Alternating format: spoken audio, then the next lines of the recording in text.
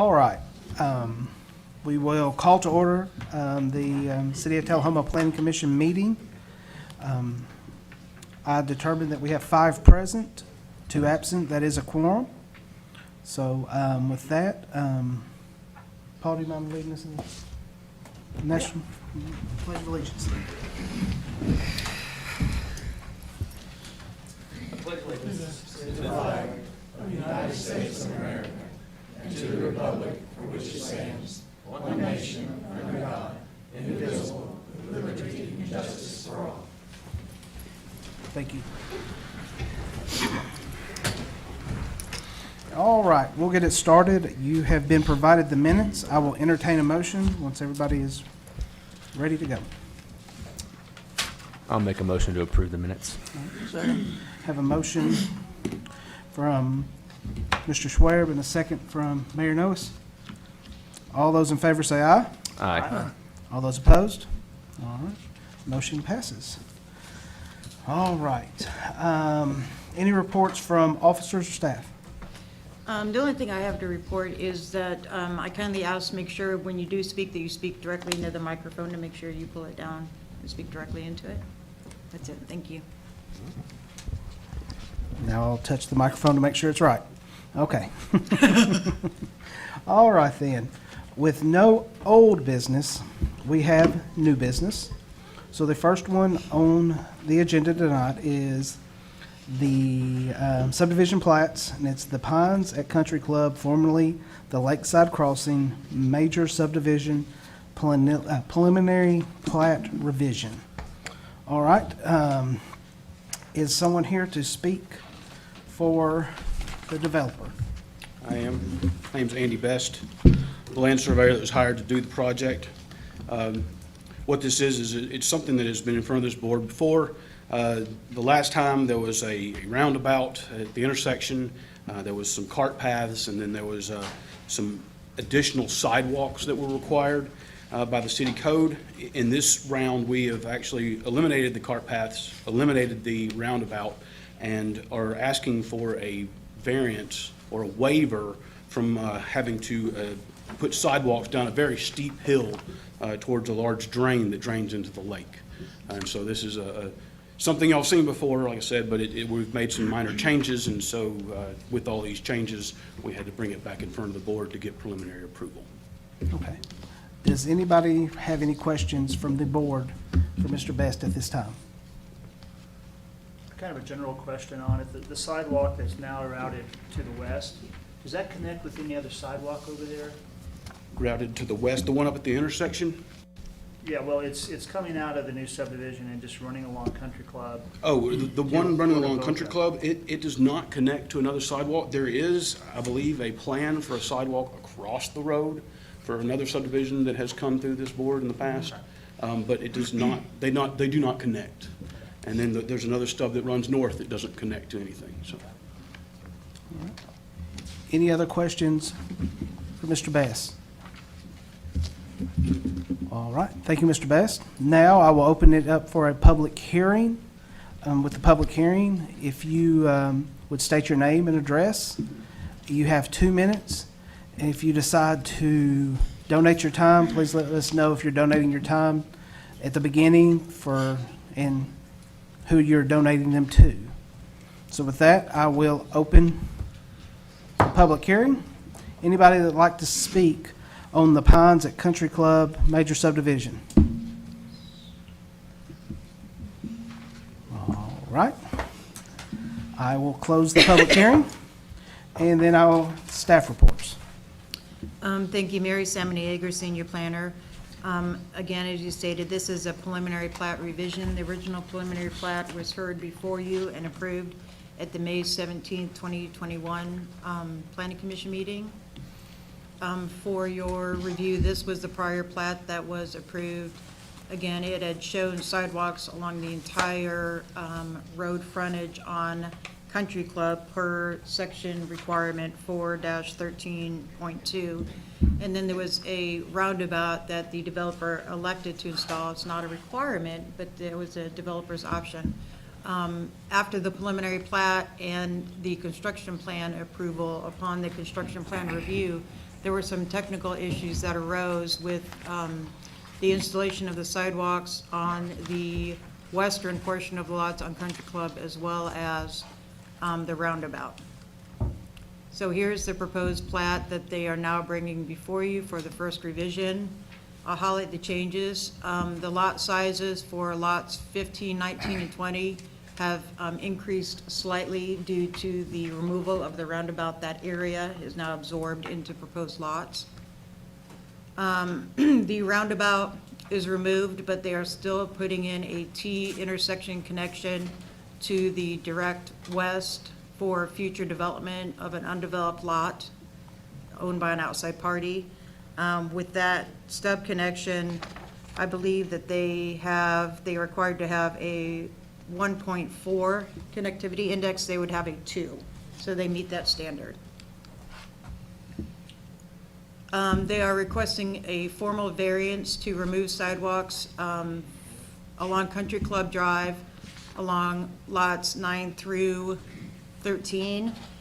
You will see in your staff report, there are findings and criteria that the Planning Commission can consider for granting a variance. It's found on page 7. I've provided you some findings of fact. Primarily, one of the parameters for the variance is conditions for the variance that are unique to this site based on specific natural features or topographic conditions of the specific property involved. As Mr. Best indicated, and you can kind of see in your packet as well as on the screen, the contour lines that are shown on the plat are 1-foot contours. So you can see that there is a very steep grade that goes, that falls down going towards the east, and there's impracticality as far as putting and installing a sidewalk, which again, all sidewalks have to meet ADA compliance, and there's a very shallow slope degree for that sidewalk installation. So staff is actually recommending approval of that variance based on those findings of fact, again, found on page 7. Another change with this preliminary plat is the elimination of the golf cart easements. This was not ever a code requirement. This was something that was proposed by the developer, and because of other conditions, they are electing to eliminate that as an option. And then the final change, again, coming out of the construction plan review and approval, the detention easements on lot 1 and then again up at the corner have been refined, and those are now illustrated on the preliminary plat. Saying that those are all the proposed changes. There are no comments for any recommended changes after approval, and staff's recommendation is to approve the preliminary plat, including the variance request to section 4-13.2 for lots 9 through 13 based on the findings of fact. I'm available for any questions. Do we have any questions for Ms. Samaniego? All right, with that, I would entertain a motion.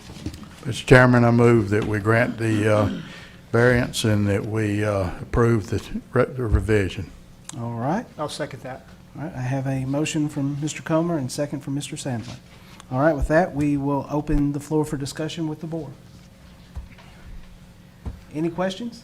I mean, I'll just say that I don't necessarily agree with that engineering decision.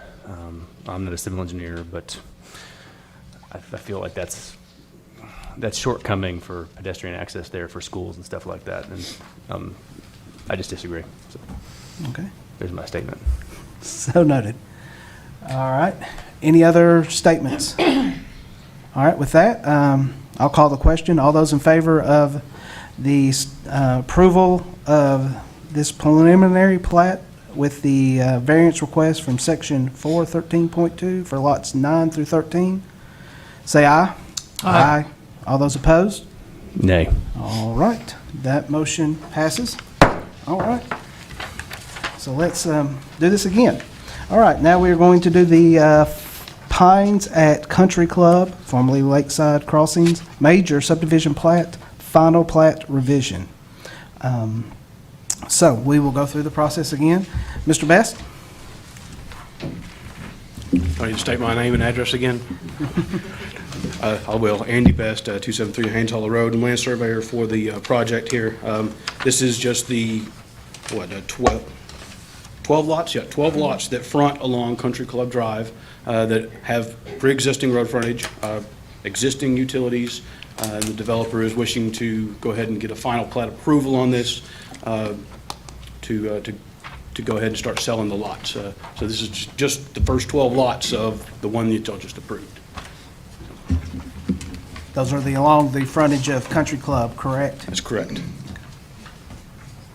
All right, any questions for Mr. Best? All right. Thank you, Mr. Best. I'm opening it for public hearing. 2 minutes, state your name and address, and if you want to donate, please let us know. Open it. All right, we'll close it. All right, staff reports. Thank you. If we can go to my presentation, please. Thank you. 1 minute. Okay, so you originally approved this final plat at your last meeting in June. So because you just approved the preliminary plat revision, and staff has reviewed and approved with conditions the construction plans in anticipation of you approving the preliminary plat. And so now we can approve the final plat, so everything matches, showing the lack of sidewalks on those lots fronting Country Club Drive. Your subdivision regulations do not have any timing between when a preliminary plat and construction plan and final and effective dates. There's none of that in your code, so we can just do those back to back. We had to hear the preliminary first, now we're hearing the final. Okay. Staff recommends approval. Thank you, Mary. All right. I will entertain a motion. I'll make a motion to approve this final plat. Second. We have a motion from Mr. Sandlin and a second from Mr. Comer. All right. Open it for discussion amongst the board. All right. Then I will call the question. All those in favor of the approval of the final plat for the Pines at Country Club, say aye. Aye. All those opposed? Nay. All right. All right. Now we're moving on to the next, and this would be Sudbury Estates Major Subdivision Preliminary Plat. Is there a developer or the owners? All right. Andy Best, 273 Haynes Hollow Road, land surveyor for the project. I do have the owner of the property here who actually would like to address this board on some of the issues that we've come across on this project. I believe that him addressing the board would better be done after y'all are able to get Ms. Mary's report from staff, because there are several things that we're hoping to be able to address the board about. But this is a preliminary plat. It comes off of Albemarle Drive, 5 lots that are going to be a new road be added in.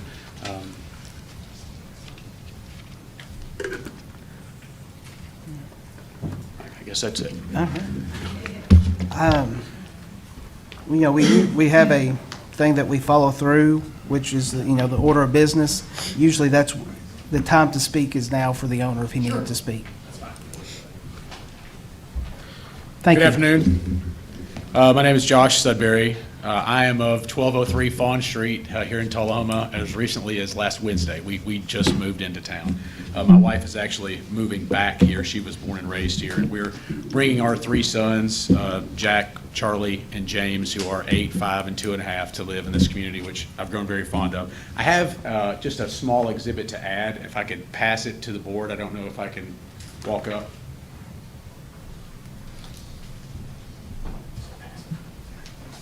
Thank you. For public notice, I will put this in the official record.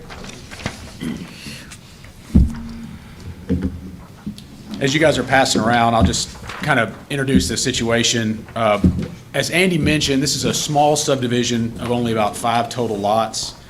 It will sit out in front of our planned home site, which is on a property formerly owned by Dr. Kennedy, which is bordered by Short Springs Road to the west and Albemarle Road and Macon Manor on the east. We plan to build our house about 300 to 500 feet past the cul-de-sac that we propose to build, and we are going to take up the entire remaining 6.25, 6.29 acres that are left over after this development. That's what this drawing depicts, sort of a positioning of where our home is going to be on the site, along with some of the barriers that currently exist. There's a pond that is fed by a stream from Dr. Drummond's property to the north, and that pond, when it overflows, feeds into a drainage ditch that currently runs under Macon Manor and out of that development. There's also a large barn on the property, which, you know, we hope to keep standing for some time and get some use out of. So we're here related to two issues that were cited in the staff report, and that's first, the seeking of a variance for the sidewalk requirement, and second, to urge you to use your discretion to allow the development despite it not meeting the suggested connectivity index of 1.4. And I'll take both of those in turn. First, in requesting a variance to the sidewalk requirement, we're here just simply appealing to your common sense. The requirement the city seeks to impose is to construct a 5-foot wide, ADA compliant sidewalk along the entire length of one half of our proposed roads. That's roughly 500 feet of sidewalk given the length of the road, which is 484 feet. Our road would intersect with Albemarle Drive there, as you can see in the drawing, where there are no sidewalks, there are no bike paths, there are no other pedestrian walkways other than the street itself. Albemarle Drive is located within Macon Manor. There are no 5-foot wide ADA compliant sidewalks anywhere in Macon Manor. Macon Manor does have a roughly 3-foot wide walking path that is internal to the very first circle of the development itself. It's about a quarter of a mile from the center line of our proposed street, and that walking path has no exit ramps or entrances or any way to access it other than individual homes' driveways. That 3-foot wide walking path doesn't connect with the Short Springs bike path that itself is not 5-foot wide nor ADA compliant. That's another 1/10 of a mile out on the main street. So there is approximately 0.15 of a mile from the nearest driveway to exit that bike path to the Macon Manor, or to the Short Springs Drive to get back on a bike path. So it's kind of a convoluted way that you would be able to use any of this as it is. There are 2 cul-de-sacs and approximately 8 circles or roundabouts within Macon Manor. None of them have sidewalks, walking paths, bike paths, or any other pedestrian walkways. Now, I point all of this out simply to illustrate that the sidewalks in our little 5-home development would be sidewalks to nowhere. That's not just the case today, it will be the case for the foreseeable future, as there are no plans either with the homeowners association or the city to connect any of those sidewalks to the sidewalk that the city is proposing that we build. Regarding the variance factors, okay, granting our sidewalk variance request would not be detrimental to the public safety, health, or welfare. Data cited for the Tullahoma 2040 comprehensive plan noted just 34 of the 2,800 total crashes collected during the study period involved either a pedestrian or a bicyclist. That's approximately 1%. And those crashes were plotted out on the map that was included in the presentation last week. None of them occurred in Macon Manor, where there are no sidewalks today, okay? Accidents were plotted on West Side Drive, North Collins Street, and North Jackson Street, where sidewalks do exist. So even though you had the sidewalks for pedestrians, it didn't prevent those accidents. So this data shows there's not really a public health or safety justification to mandate sidewalks in the proposed neighborhood street where there's no history of pedestrian accidents, nor will the vehicles be traveling at speeds that will be dangerous to people walking on those pathways, as the Macon Manor speed limit is 5 miles an hour less than the main speed limits in the city of 30 miles an hour. It's only 25 miles an hour in that area, and ours will be a cul-de-sac that is only 484 feet long. So, you know, I dare people to get up to dangerous speeds in that short amount. It should also be noted that there are no schools, parks, or other community gathering spaces within 1 mile of the proposed roadway for our subdivision, meaning there's not going to be a convergence of pedestrians and vehicular traffic in the same area. So this is further evidence that the absence of a sidewalk would not be detrimental to public health or safety. The second factor is the uniqueness of the variance request. Now, our development is not one that's likely to be repeated often or anytime soon. This development comes out of an existing 50-foot deeded access to an internal street of a previously developed neighborhood where there are no sidewalks. It does not access, our development does not access any major roads or arterial roads or even other city roads. The only thing it accesses is this small subdivision road, Albemarle. There's only 5 lots to be included, so the number of homes is very small. So they're unlikely to be repeated, and indeed, I did a visual survey of the tax maps to see if there were other subdivisions like a Terra or a Macon Manor or Kings Ridge or any of those other subdivisions where there's an existing 50-foot access to a yet undeveloped piece of property that comes off of them, and I didn't find any, right? So this is not something that's going to be repeated anytime soon. I think the best way to think about our subdivision is as though it was a second or third or fourth phase to an existing or pre-developed neighborhood, something that was already done and planned and ready to go, as opposed to a completely new subdivision that comes off of Short Springs or one of these other main roads. And the city has not required sidewalks on internal developments of this nature, nor should it do so here. The variance also would not alter any of the provisions of any existing land use plan or the master transportation plan. The staff report packet noted that the elimination of the sidewalk requirement would not further the intent of the comprehensive transportation plan. Now, I looked in the earliest, or the most recent one I could find rather, was the 2013 comprehensive transportation plan.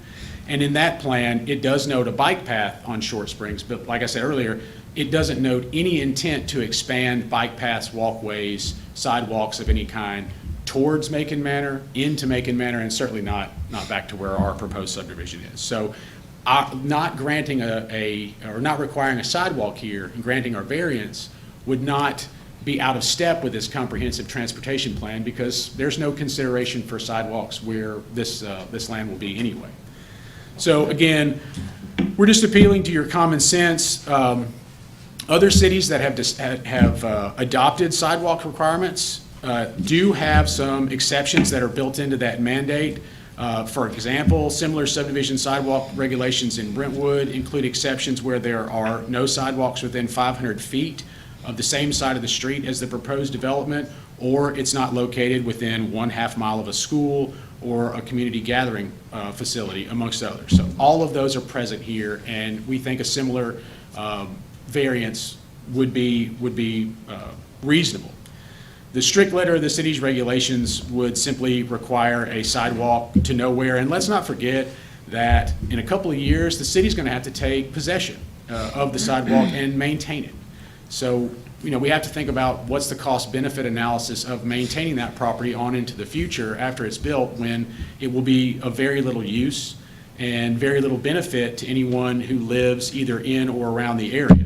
Pedestrians are not going to go out of their way and walk into this cul-de-sac just so they can use a sidewalk. And the folks that do live in the cul-de-sac and use the sidewalk are going to quickly find themselves on the street just like everyone else that lives in that neighborhood. Now, I want you to know, my wife and I, we're not opposed to sidewalks generally, where they serve a purpose and provide a true benefit of connectivity and safety. But that's not the case here. It's not going to connect to any, and it's not going to further that whole plan. So I don't know if I should stop here and entertain questions on that issue or continue on to the second topic. I'm happy to do whatever the commission would like. Just go ahead. Okay. So the second is that we're seeking the commission to use its discretion, which is inherent in its own regulations, regarding the connectivity index rating. Our basis for this request is very simple. We have no plans to develop the remaining 6.25 acres of that property. That's going to be our home site where we build our house, hopefully enjoy that pond, hopefully enjoy that barn, but there's no plan to further develop in any other lots. And in fact, it would be extremely impractical for us or any future owners to do so, given the lack of access to main thoroughfares or given the fact that there's a pond there that you'd have to build on. As you can see on the drawing that I provided, our home is going to be somewhere, like I said, between 300 to 350 feet from the cul-de-sac, and that's just west of the opening between lots 2 and 3. Really quickly, I think it's important to note again that the connectivity index itself is a guideline. It's not mandatory.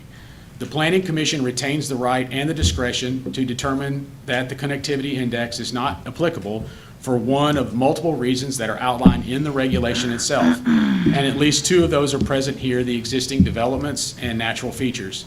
But either, by itself, is sufficient to grant the development approval without a connectivity index of 1.4. Now, regarding the statement in the staff recommendation packet regarding the lack of natural barriers, there are in fact barriers including that pond and that stream, which you can see from any aerial shot of the property. The pond, to our experience so far, has water in it year-round, and the stream either has water in it or is used most of the time when there's any type of runoff, heavy rains or the like. So that would be something that would have to be navigated if somebody was going to further develop into that property. That is a barrier to further development, and I think it would certainly cause us, if we were going to try to do that, and we have no intent, but it would cause any future developer a lot of headaches to have to bridge, pipe, and then bring a road in over that just to further develop that land.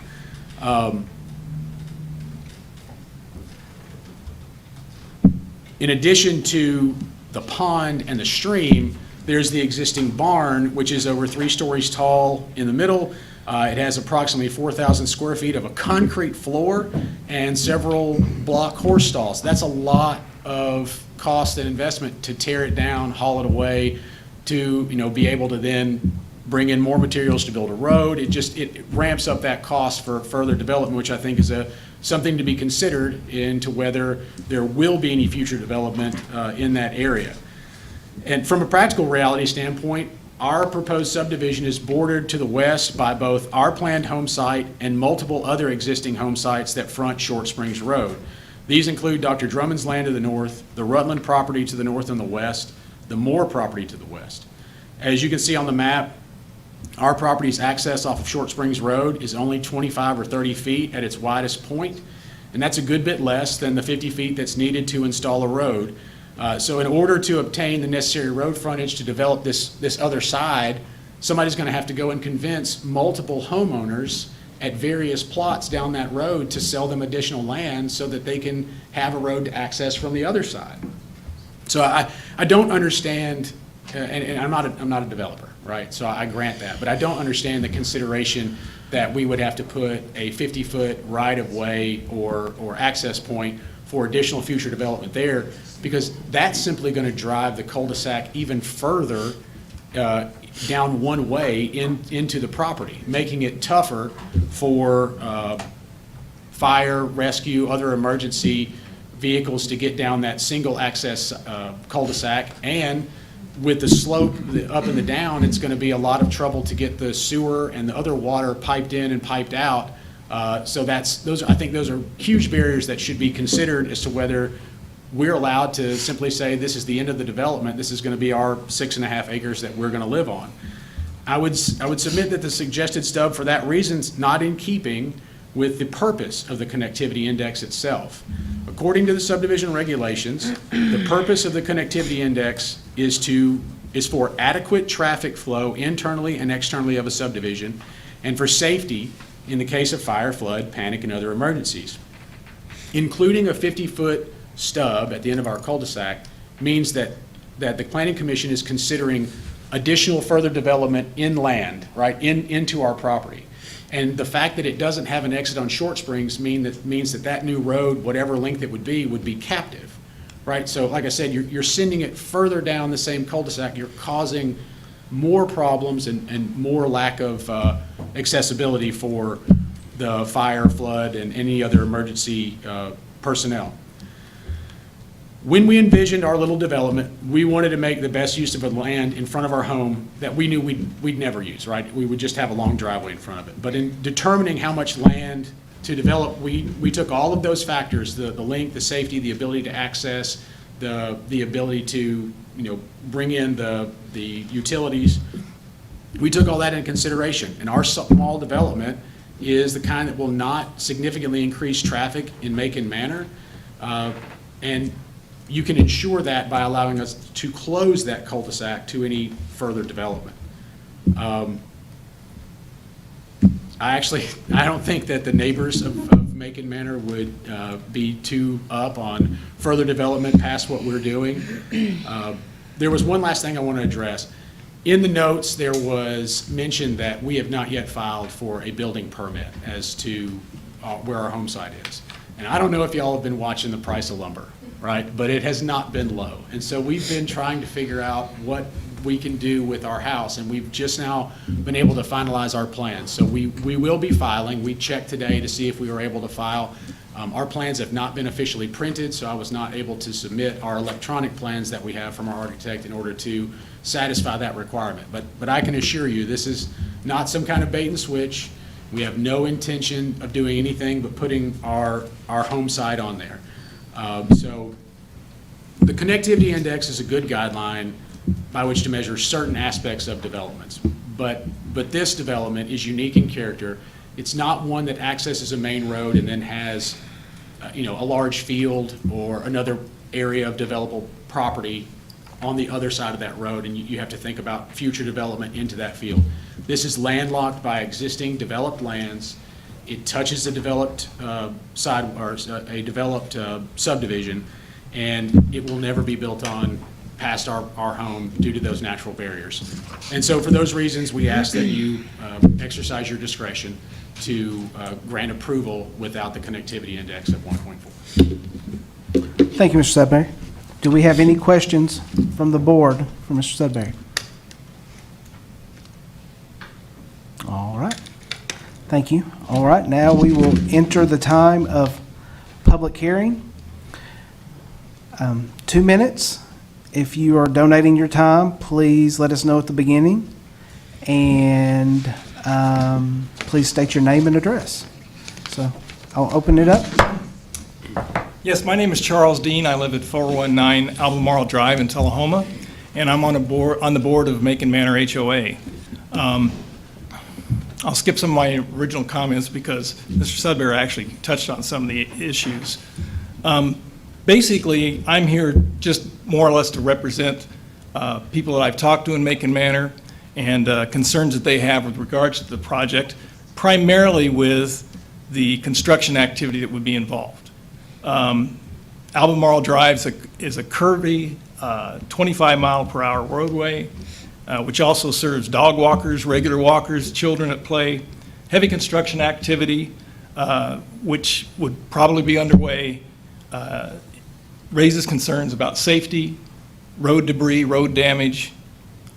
So on behalf of the association, I'd like to have an assurance on the record that the city and/or the developer will adhere to appropriate daytime working hours, provide regular and continuous cleanup of Albemarle Drive during the development activity, and would resurface the Macon Manor neighborhood streets as needed if they are subject to undue wear and tear.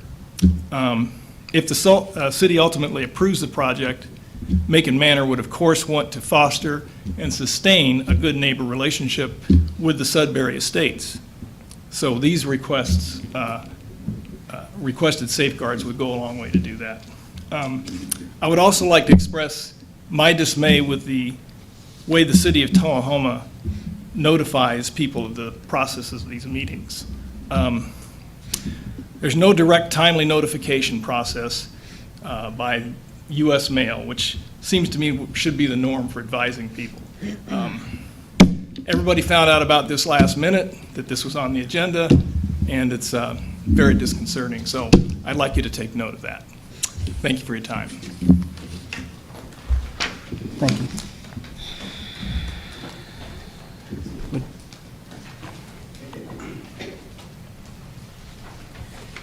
My name is George Wilson. I'm also a resident of Macon Manor. I live at 408 Albemarle.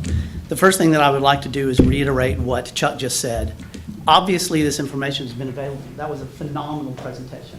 You just gave us more information about what's going on than has been available to anybody in this neighborhood through this whole process.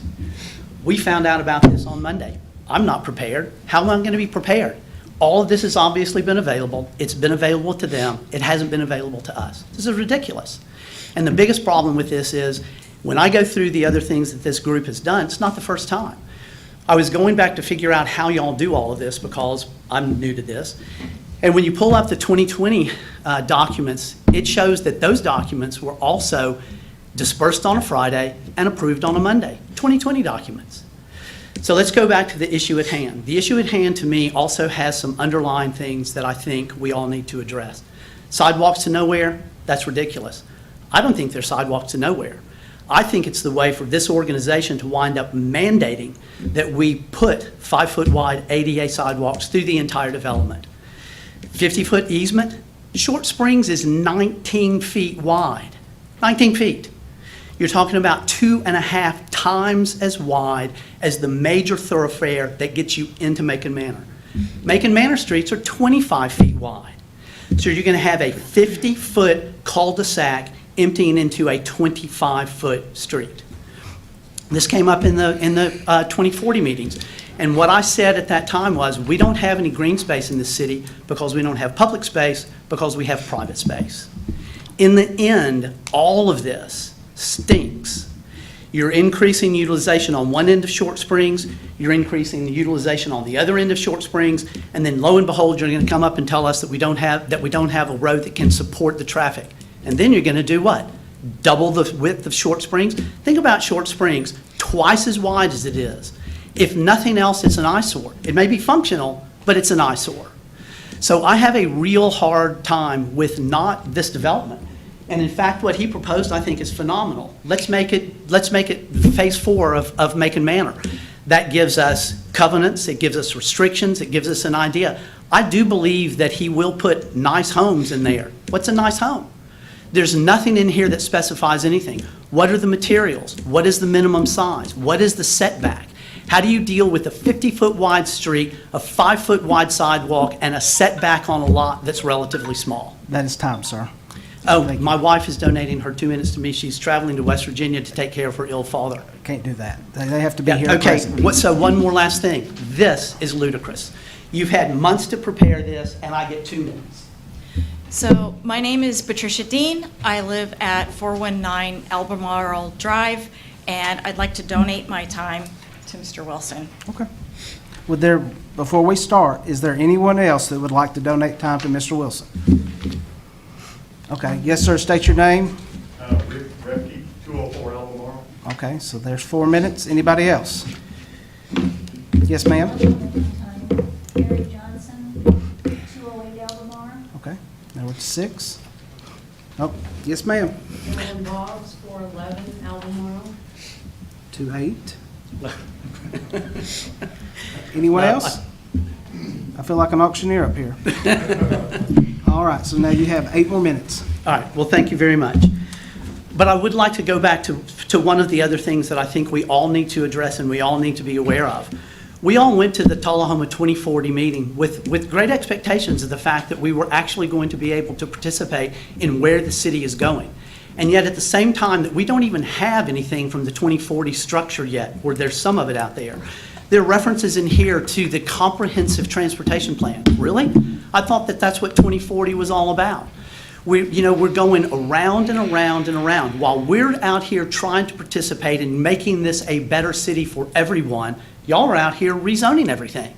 So how are we going to really have a say in what's going on when the zoning that we need to do as part of this comprehensive plan for the city as a whole has already been done? This notification stuff is insane. As Chuck said, we found out about this on a Saturday.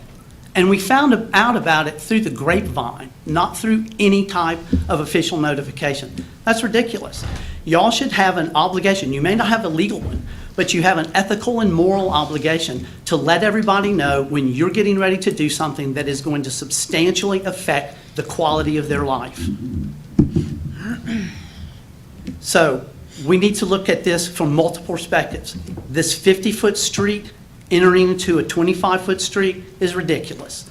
Sidewalks to nowhere, I think, are subterfuge to wind up forcing us to do something we don't want to do. Everybody in this neighborhood walks in the street. It's not a problem. We walk our dogs twice a day, kids ride their bicycles, and I think that in the end, what Chuck was talking about with all of the construction problems are going to be a huge headache. I don't really want to drive up your costs of building this, but a 30-foot wide right-of-way that you already have to Short Springs is 5 feet wider than the street that you have coming into Macon Manor. So I get it, I understand. You've got a larger right-of-way there than you're currently going to have if you use our streets. We welcome you into the neighborhood. I think it would be great to have you and your family here. And I think overall, maybe the easiest solution is to make it phase 4. I don't know how that happens, but that gives you covenants, restrictions, all these other things that are already there, already agreed to, and you immediately become part of a community that would love to have you as a part of it. But to have to go through this process... Could you address, Mr. Wilson, could you address the board, Sure. not the crowd? To have this whole process based on something that I think are unreasonable expectations. Sidewalks to nowhere, 50-foot streets where the largest other street is 25 feet. That's all absurd. You know, one of the things that has been said about this whole planning commission is that you're here to help us realize our dreams. I don't believe it. I don't believe it for a second. Y'all are here to tear down the part of Tullahoma that exists and to rebuild it in the vision of urban planner. Nobody here likes that. Some of y'all are elected, some of y'all are appointed, and some of y'all are hired. But the people who hired you or appointed you are elected, and all the people in this room need to remember that.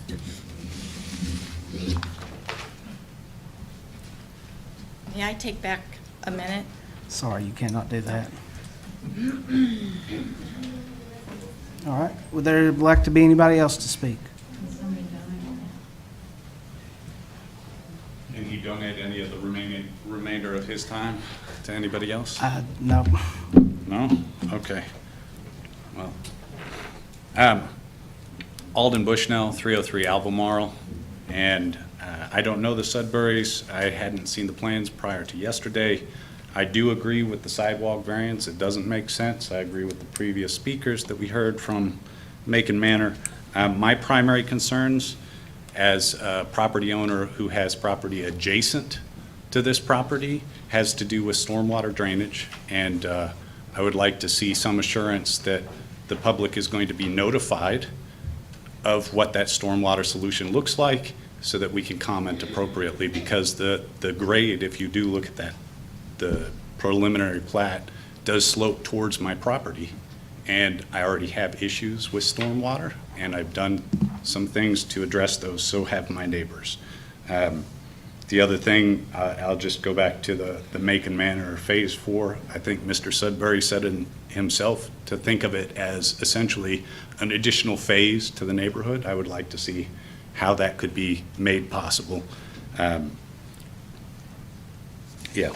And by the way, I had sent some written correspondence earlier today that hopefully you've had a chance to look at, or if not, can look at it in the remainder of the 2 minutes.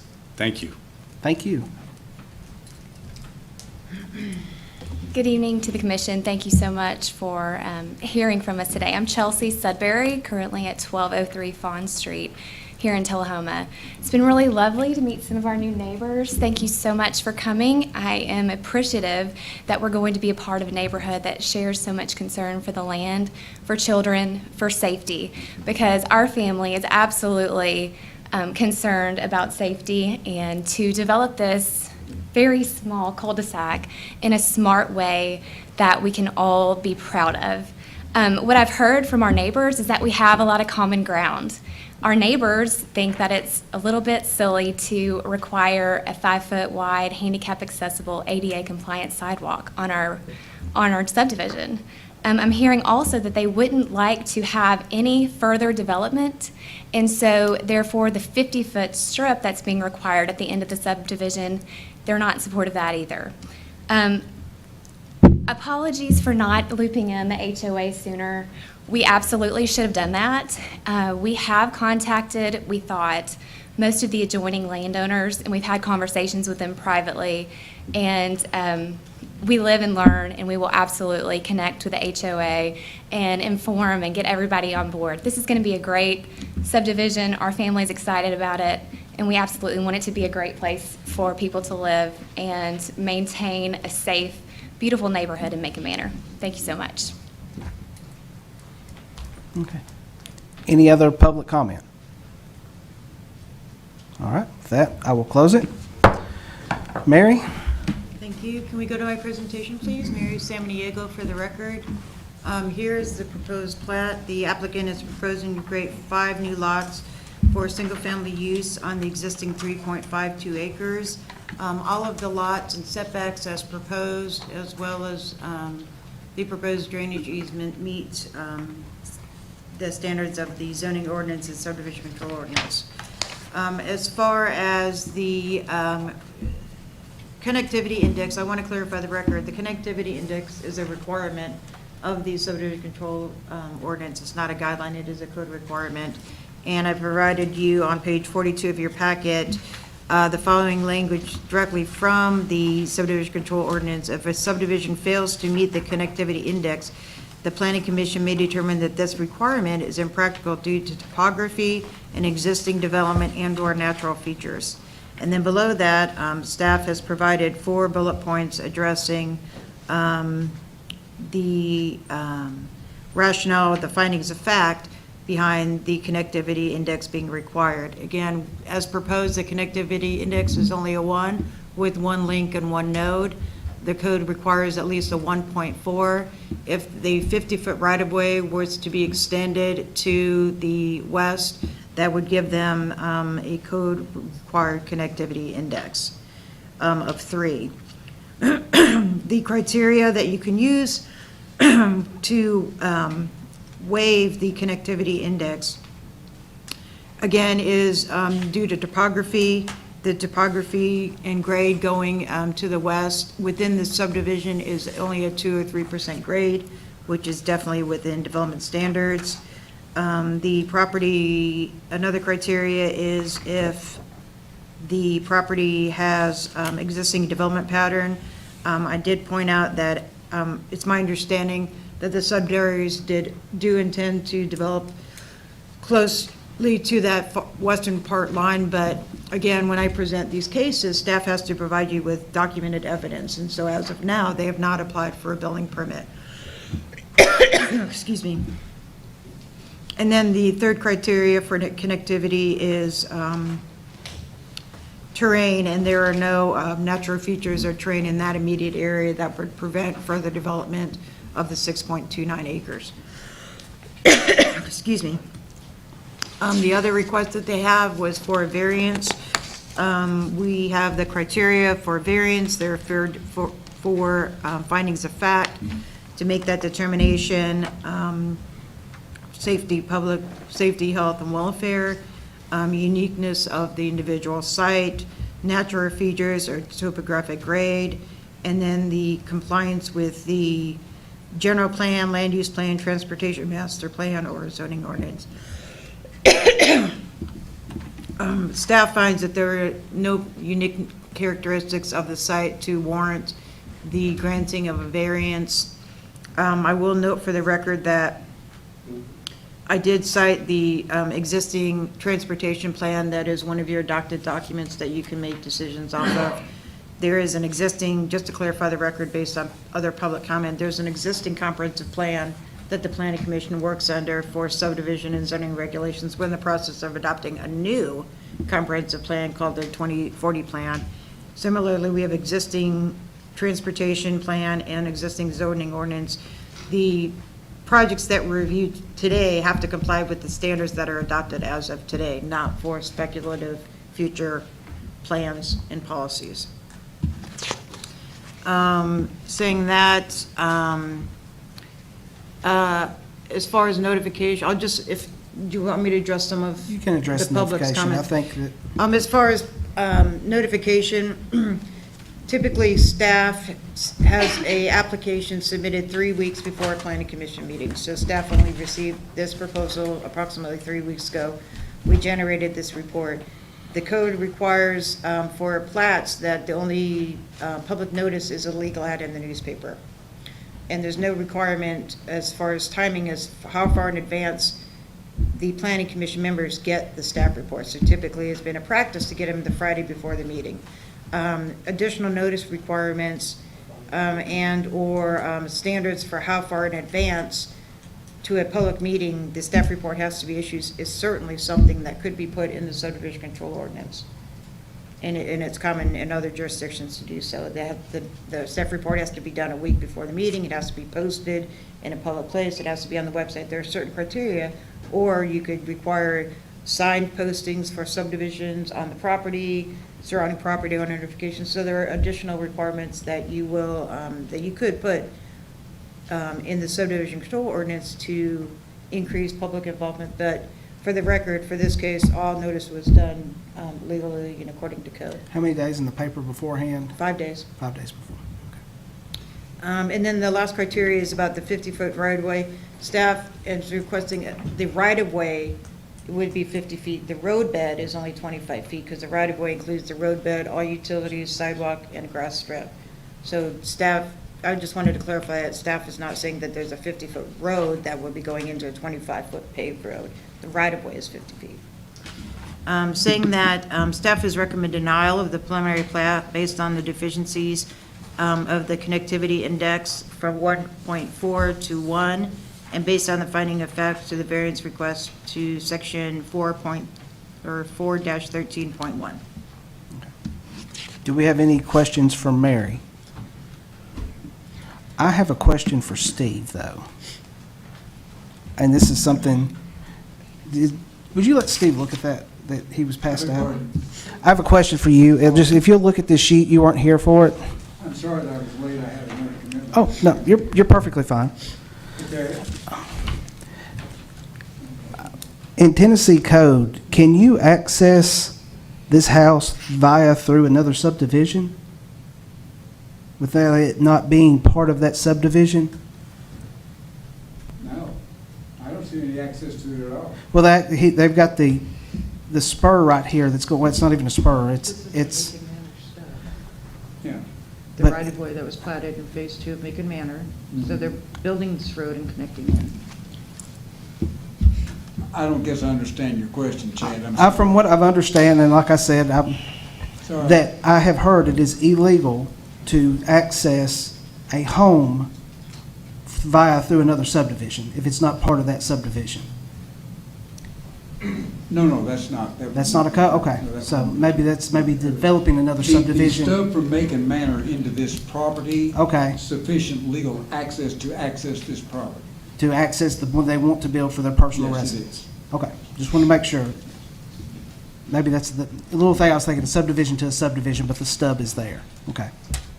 Also, sir, I apologize to interrupt you. I do want to note for the record, I did receive an email correspondence from the Bushnells, who Mr. Bushnell spoke.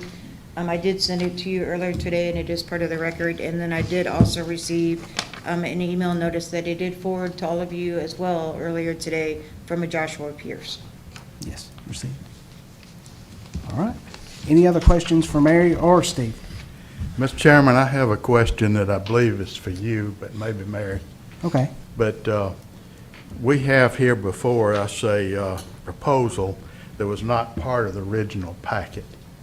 And Are you we talking just- about this Yes. additional? Yes, we just saw that today, but we came here prepared to hear arguments and so forth on the packet that we were delivered. Yes, sir. In my opinion, this is not proper to consider this revised proposal. If you go back to the one on Country Club Drive that we just reviewed, they did that in what I think is a proper manner. We approved a plan, they decided to revise it, they put forth a revision back through the process, and we approved it. So my opinion is the same thing should be done here. If they're revising the plan, it should be put back through. As I understand, process. I'll let Mary speak, but I And- think this is the plan. He's just letting us know he's going to build, but they don't even have that ready to go. Is- No, actually, this is an entirely different subdivision, subdivide from what we have in our packet. Mary? Thank you. Mr. Comer, I think what Mr. Sudbury is trying to illustrate, that they're not adding this lot to their proposal. They're just trying to show that what they plan to do on the extra acreage that they have and where they want to build the house to justify the argument why they don't want to put the stub road in. Okay, well, maybe I So the misunderstood. 6.29 is not going to be included in the Is this subdivision. portion of the drawing here the same as the drawing that's in our packet? Yes. This It drawing is. is not being adopted in any manner. Okay, I didn't The realize only thing that's going to be that, so adopted is what's in your packet. I withdraw my comment if it's the same. All right, thank you. All right, any other questions for the staff? Yeah, I have a question, probably for Steve. There's been interest in, actually making this, Make and Manor Phase 4 and, adopting the covenants. It sounds like the owners are interested in that concept. So I guess the legality of that, of adding homes to an existing covenant in a mature neighborhood, how does that work? It could be adopted in an appropriate way, yes, they could do that. How is that? Is that a legal process, or is that just a homeowner's agreement process? Yeah, documentation, right. Okay. I think that in this case, because I haven't studied the covenants to Make and Manor for a long time, they might have to get permission from the homeowners association to Make and Manor to do that. I don't think that they just latch on to this that way, but it could be done, documented in an appropriate way with that permission. Also, just to add to that, I did read the restrictions for Make and Manor this morning, and you are correct, that the homeowners association would have to allow them to attach into that affidavit of covenants and restrictions, but it is possible based on my professional experience.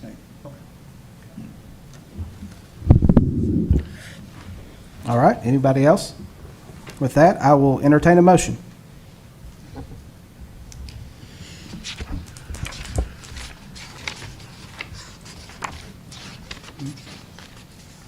All right.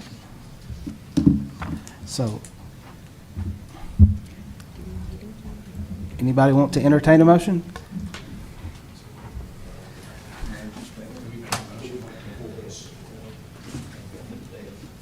You may, So if that's the case, we have to readdress it, don't we, within 30 days?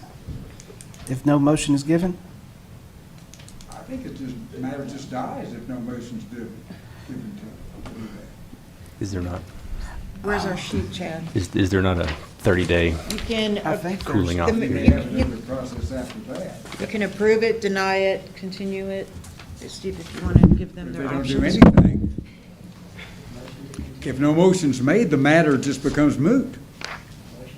You can make you can make motions to approve it, deny it, modify it and approve it, table it, postpone it, withdraw it, or if you make no motions at all, it becomes a moot issue. It can be brought up again at another time following the appropriate procedures. Mr. Grimes, the applicant's requesting to come to the podium. Go ahead, Mr. Sudbury.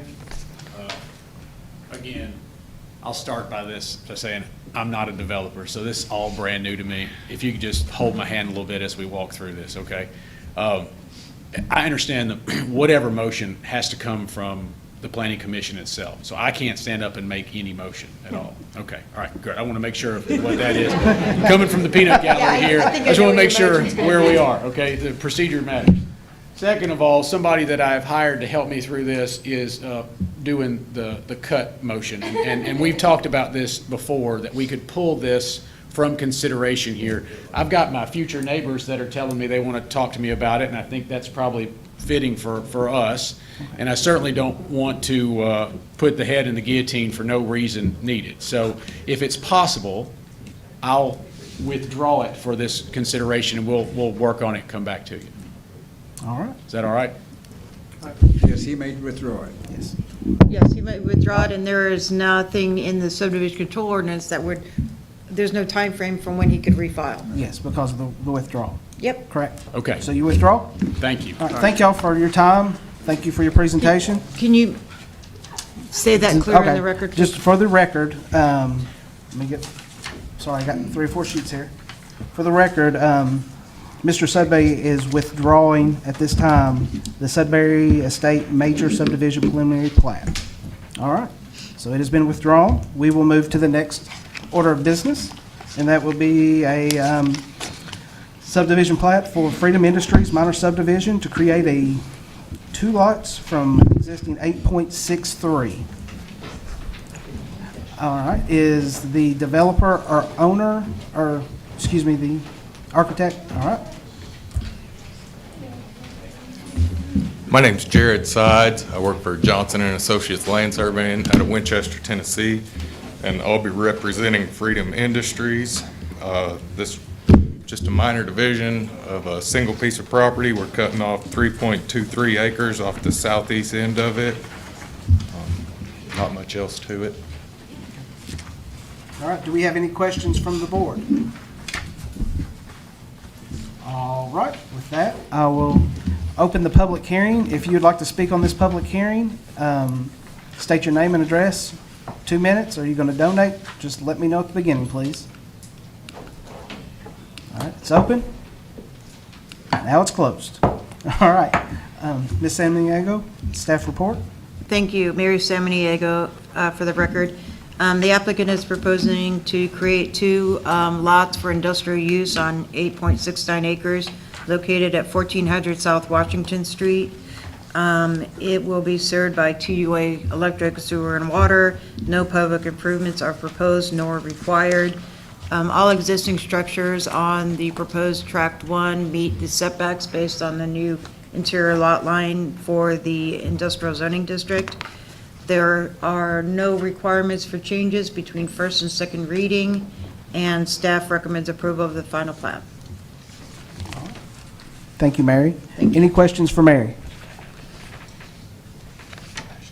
With that, I would entertain a motion. I'll make a motion to approve this final plat. We have a motion from Mr. Sandlin and seconded from Mayor Noes.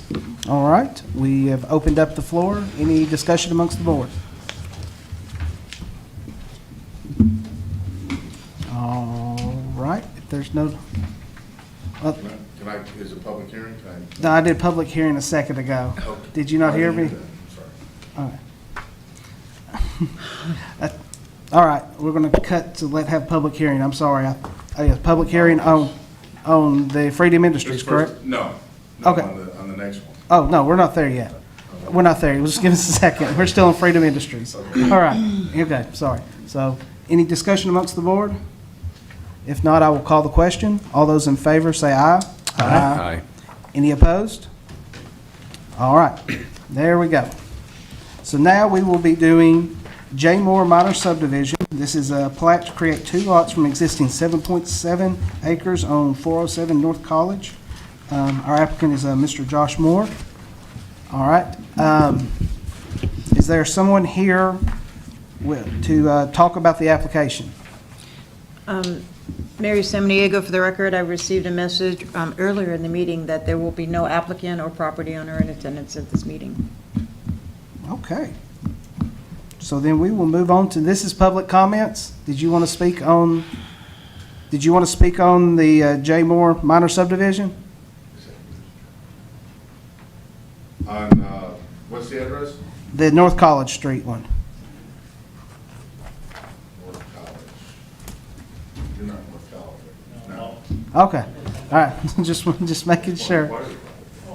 All right. So I'm opening it for public comment. I'm going to close it for public comment. All right. Mary? Thank you, Mary Samaniego, for the record. This is the Josh Moore Minor Subdivision. You might remember the site. We recently rezoned it to the R4 zoning district. Now they're proposing to create 2 lots out of the existing 7.77 acres.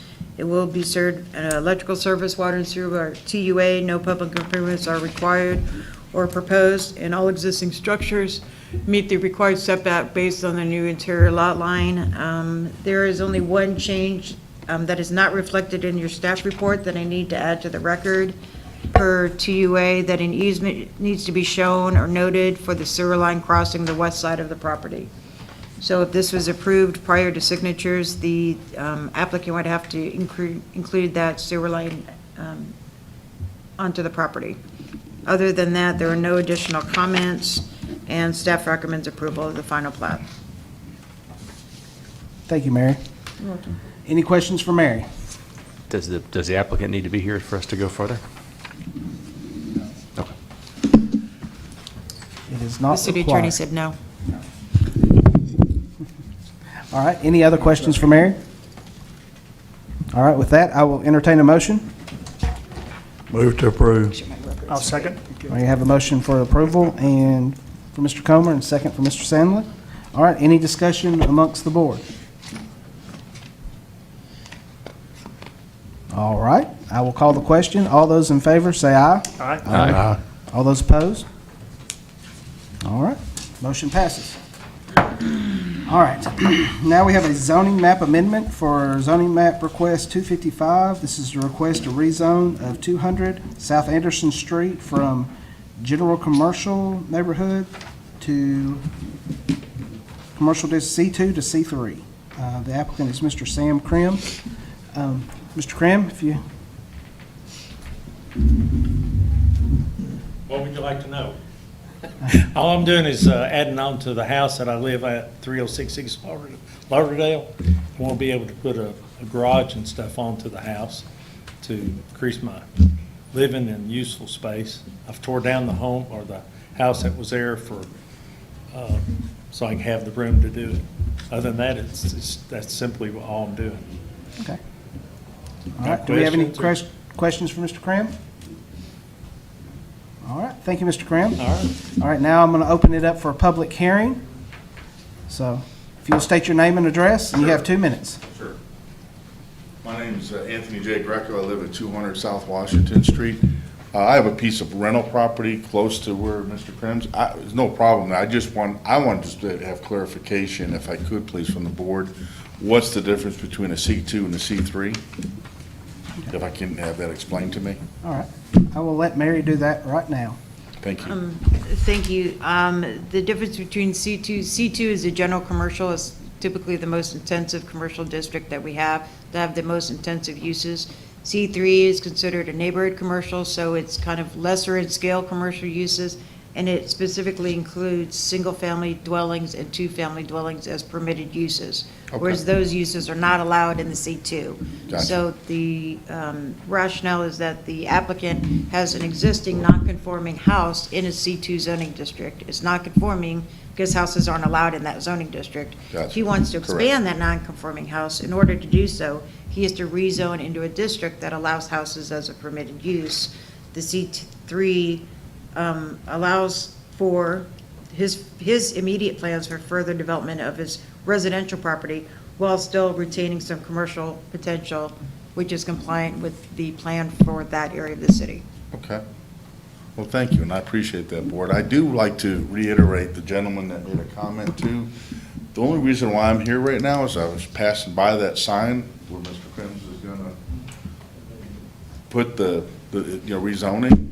It would be nice to have something in mail or email or something notification-wise, so people that see changes in the community, that you support everybody, and, et cetera, taxes and everything, would have knowledge of it. I found out an hour or two before, and I thought, you know what, I think I'm gonna just come and inquire. So, just with that being said, thank you so much, I appreciate your time. Thank you for your comments. I have a question for Mary. Don't we have a policy that on a rezoning, that the adjacent property owners be notified by certified mail? There is, Mary Samaniego, there is a code requirement, it's a requirement that property owners, I believe, within 100 feet are sent a first-class mail, 5 days prior to the hearing. It's not certified mail, it's not registered mail, but they do receive written notice within 5 days of the public hearing. I but I he, just might comment that this gentleman doesn't live within 100 feet of it. He lives Yeah. over Right, I understand. I have property there. Rental property. at what address? I'm sorry. What address? Don't you come back up to the Yes, Fine, yeah, yes, sir. yeah, I'm sorry. I'm sorry, I didn't state that. Rental property, as I said earlier, but I didn't state the address. It's 305 East Lauderdale. So, Okay. yeah, he wouldn't have got the letter No, the because. person who's at the rental property, 305, would have received it, Let me clarify. It would have gone to the property owner, not the tenant. not the tenant, okay. So I don't know off the top of my head all the parties I sent the letter to, but I Okay. did keep a list. Okay, okay, so it would have came to my mail, my 200 South Washington address? It would have come to the address that you have, that the property tax assessor has. So the address that your tax bill goes to. Okay. That's your official address for notification Okay. purposes. And it could be in my P.O. box. I haven't checked in a few days. okay. There you go. Let us know. Hey, I'm being honest. Let us No, know. we appreciate your candor and honesty, sir. Yeah, thank you. All right. Anyway. Mary, have you given your report yet? No, you I have haven't. not. Would you please give your report? Mary Samaniego, for the record, the applicant is proposing to rezone .46 acres. The staff has the legal address for taxation purposes, 200 South Anderson, even though the address for the house is an additional address. So I wanted to clarify that for the record. Again, as I stated, there's an existing single-family residence on the property. It's zone C2, so it's a non-conforming use and structure. Per the code, it cannot be expanded or enlarged, and no accessory structures to a non-conforming use can be developed. The applicant wants to expand his non-conforming use, being his house, and do an accessory structure. Well, at the same time, this is, if we can go to my presentation, this is in an area per the future land use plan is in the middle of a area that is encouraged for commercial development, that staff feels is appropriate considering its proximity to, it's right on Anderson Street and just a block off Lincoln.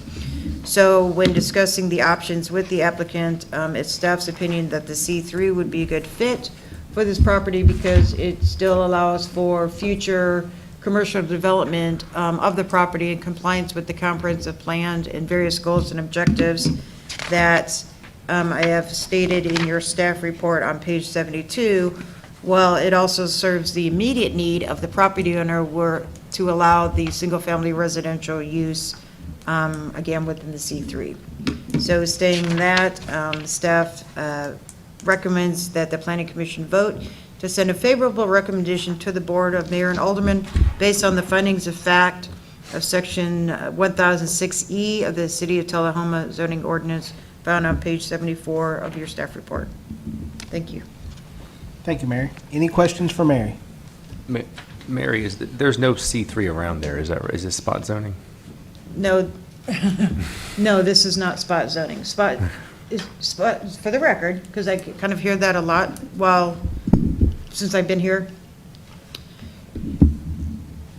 In simple terms, spot zoning is an instance where you rezone a property and is not in compliance with the comprehensive plan, nor is it in compliance with the existing development pattern.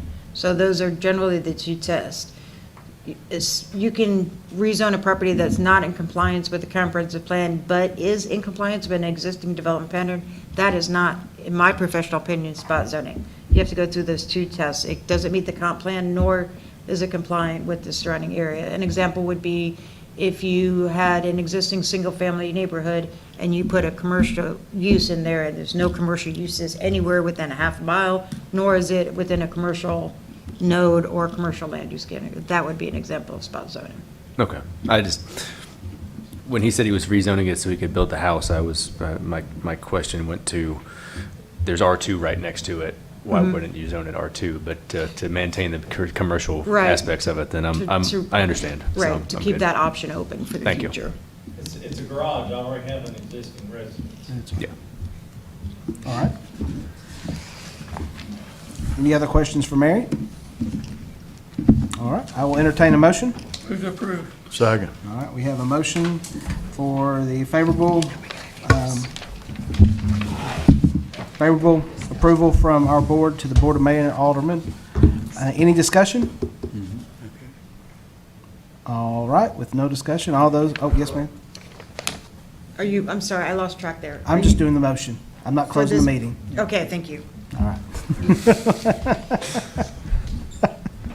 Sorry. You're fine. Okay. All those in favor say aye. Aye. All those opposed? All right. Now, we are going to. There's a matter that Ms. Amaniego and I have discussed earlier today about a developer who is wanting to develop Phase 3 final plat of Settlers Trace, but he was not able to get the notice of the plat published 5 days prior to this meeting. But he would like to have us to consider this as soon as possible because a month's delay would create some economic hardships for him.